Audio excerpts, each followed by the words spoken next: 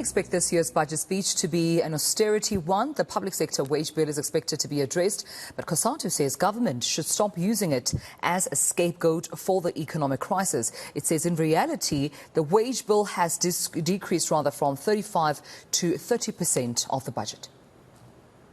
Look, if you take the last budget statement at Parliament in November last year, it showed that it's been a bit of a lazy scapegoat to blame the wage bill for the crisis. The wage bill has decreased from 35% of the budget to 30% of the budget in the past few years. So it's not out of control, it's actually been decreasing. We've seen a freeze of headcount for critical vacancies like doctors, nurses, teachers, police officers, etc. So what we need to do is to rebuild the state. Government has done well, for example, to invest in the South African Revenue Service. It's enabled it to collect additional revenue for the state because it employed an additional 500 staff. It invested in IT capacity, appointed competent management.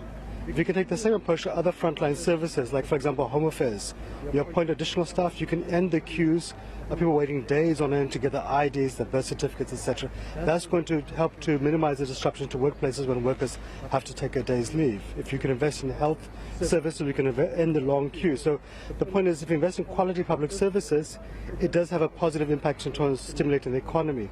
Public services are critical to boosting the economy, but not a drain to it. But it's about prioritizing and seeing how do you manage it. But ultimately, we've got to grow the economy to create the revenue the state needs.